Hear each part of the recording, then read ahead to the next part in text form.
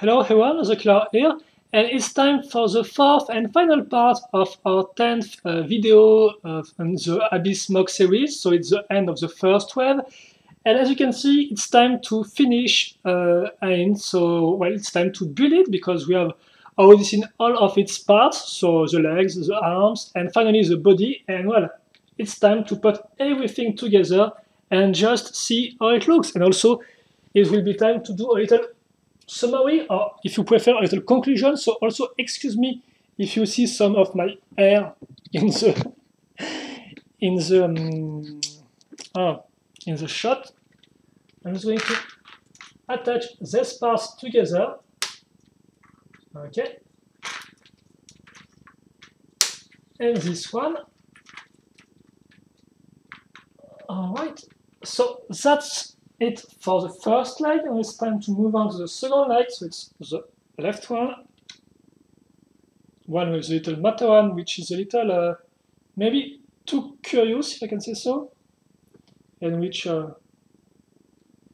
we end up with a straight lasers in his brains. So okay, let me just put the foot on the ground, like that. I think that will be all right. Yeah, it looks good. It looks good. Like that. And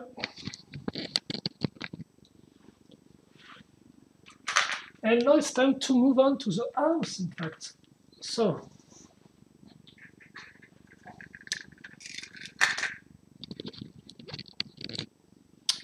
first off, right arm. And I might remind you that this MOC is, even if it has a stand, it is still well articulated, so you can move the arms up there if you want. There is no problem. As you can see, it stands strongly in its place. Doesn't fall off or anything, unlike this thread right there. Maybe we're going to add the head just at the end. For now, let me just move. So yeah, I might move a lot in this video. You might see me in the on the screen. So excuse me for that.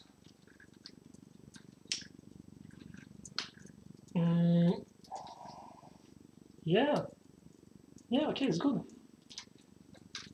Once again, you can move this part up if you want, even if there is a lot of weight on this arm, obviously, because of the tubator one. So you maybe can't move it that much up, but still. I'm going to move him up like that, and okay, excuse me, it's time to add the head. And finally, after 3 long videos, we will be just about done with Aynh, like that. Okay. So also another thing you're going to see is a lot of my room, because as you can see, I have really to go back like that if you want to see the MOC in all its full glory. So, whoa. Okay. And now we have a kind of like a light problem. So if my light is falling off, that's not really good. So I'm going to try to avoid that. Yeah, so you see, Loserkiller's video is full of surprises. Maybe not the good ones, but beggars can be choosers. So maybe also, yes, I'm going to put the 2 little holes right there. And I think that will be just, well, good enough for this video. Okay, so that said, maybe I can at least get in the shot the little, yes, Matterhorn on a spike. And it's time to do a little turnaround. The finished beast. So hope you enjoyed, well, to see how this model was built. Also, how it works, or the little interpretation. Excuse me, you might, hopefully you can see the MOC.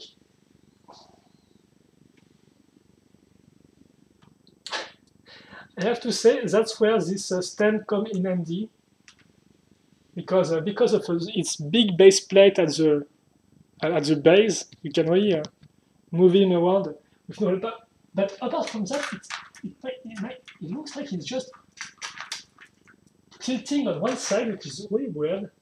Excuse me. So it's going to move up a little in the front. So yeah, it's just like it's totally just tilting on the white. I think maybe because of the leg.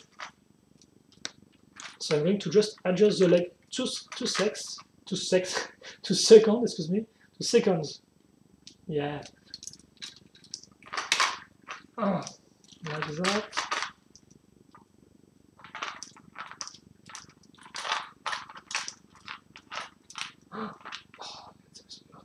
Parts just falling off. Yes, because white foot, if I can call it so, really has a lot of little parts, little tentacle parts. You just, oh, come on. Just don't get hung up the lights. Oh, and this one, well, I don't know where this one comes from, so I guess I'm going to just put it like that, maybe. Yeah, that will look good enough. Okay, so that said, we are done with Aynh, but we are not done yet with this series. First of all, yes, because yes, this series of MOCs, the Abyss MOC series, the Abyss series, excuse me, will have multiple waves. So I have already some ideas for new waves because there is a lot, of untapped, interesting things in this storyline. And as for the first wave, well, the first wave is done, but it's not done without a nice final group shot. So let's just welcome all of the MOC from this wave. So obviously, let's begin with Aynh, which was our hero in this, which is our hero in this storyline. Well, our hero, maybe not the the proudest sense of a hero, if I can say so, because in comparison to other Torah and their Torah code of honor, well, Aynh kind of falls short of that. I don't really know if he has any honor, but he just wants maybe to kill every gang in sight. Next, it was our first gang member. It was Soznia from the Outcast gang. Next up was Jazz from the Pan-Ashin gang, which is a gang which mostly specializes into fire, which kind of likes to burn things. And most of the time, it's a gang which works for other gangs. Like for example, let's say that some gang want to put some fear in Matawan, while they send the Pan-Ashin to burn up some of the Matawan crops and stuff like that, so they understand the lesson and begin to pay. Next up was Alt, which has a weird-sounding name, but these guys are just weird. They are just kind of terrifying, and yeah, you don't really want to be with them at all. So, but on the other hand, they're not really a gang. They're more like a cult, so just let them be on their own thing and you will be fine. I'm going to move a little forward there, but I think it's interesting because this is kind of like the first real rival of Aynh is Skogar, which is the chief of the Hard Eater gang, and the Hard Eaters are the one who kind of like totally destroyed Ayhn's village, killed like all of his companions, his friends, his good friend Naya, and also the two of the village. In fact, just letting him alive. Obviously, that was not wanted, but sometimes you just can't choose. So yeah, so Skogar is like really the first big rival of Naken, the one you want to really hunt down. And next up is some more gangs. So obviously we have a biker gang, which was represented by Saim on his motorcycle.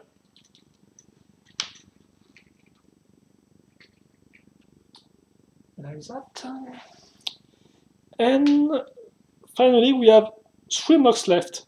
First was Cayenne, who represented the desert nomads. Next up was Aynh, which kind of represented the slicers gang, which like to cut off things. In fact, not only cut them, but keep them with them to sell them on the black market and other type of weird stuff you really don't want to be involved in. Aynh, which is really a fierce enemy. I think it will be one of Naken's fiercest enemy because he has really a lot of options in terms of attack and defense because of its 4 chainsaws on both his arms and his legs. So yikes. And finally, we have Noxium, which I remind you was not created by me, but was entirely created by Shaddow, who also helped me with the Aynh mod. And so Noxium, which represents the biohazard gang, which is kind of like the Pen Ashin gang right there, but with toxical wastes and stuff like that.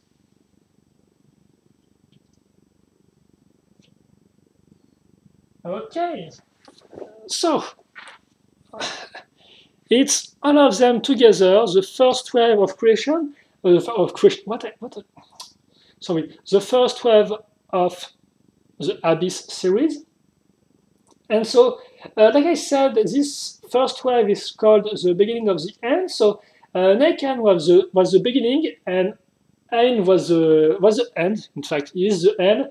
And you might even think that is not really that real. In fact, Aynh might just came from Naken's mind. Yeah, maybe, because Naken obviously is a little crazy or a little disturbed because, well, when you have your whole village which comes crashing, well, which just burns down on the ground and you can't do anything and you're the sole survivor, obviously it kind of leaves some marks. So yeah, at first I think Naken will be kind of like okay in terms of mental state because he has kind of like a goal. He wants to really take revenge on the hard eaters. He wants to kill them all because they attacked his village and just destroy absolutely everything. So I think at first he won't really think about what happened, or he won't really have any like kind of like visions of the dead Matawan he used to be friend with and stuff like that. But later on, when he will be finally done with Skogar's gang, I think that's when he will have kind of like a big breakdown in terms of his mental state, and I think he will begin to see a lot more vision and stuff like that because, well, he doesn't really have any goal anymore, so it's just the pants is going to just come rushing back at him, and so I think that is going to be a turning point for Naken because I think that it's at this time that he's going to just attack other gangs. In fact, at first, he might attack them just because he wants to survive and just keep on going on his revenge on the hard eaters. But when he will be finally done with that, he will then just hunt down all the gangs and powerful characters that there is in this universe, in this storyline, because he obviously want to make justice for the other Matawan and he want to stuff like that. But I think that by just attacking constantly other gangs, just killing them, stuff like that, it just kind of like lets his mind off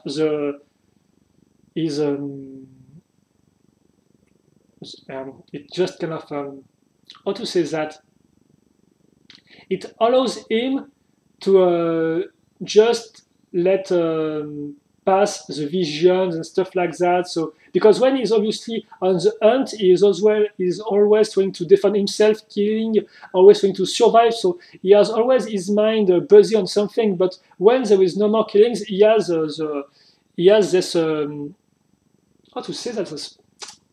That's a word. I know it, and I just can't remember it. That's great, but.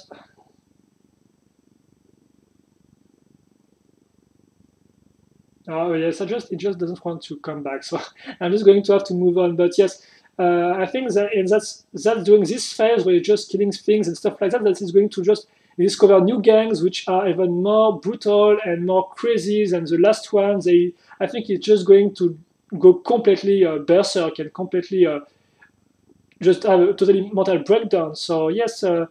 Naikan's life is not really an easy one, and I don't think it will end peacefully. So yeah, I'm not going to spoil more, even if I don't think you care that much. But Aynh definitely might not be real. So yeah. That said, like I said, we have the beginning, we have the end, but we don't really have the middle at all because I showed you some gang members and stuff like that, which are just here to represent the gangs. But that said, even if I, for example, reviewed Sosnia in first, that does not mean that in the storyline, Naikan is going to meet Sosnia first.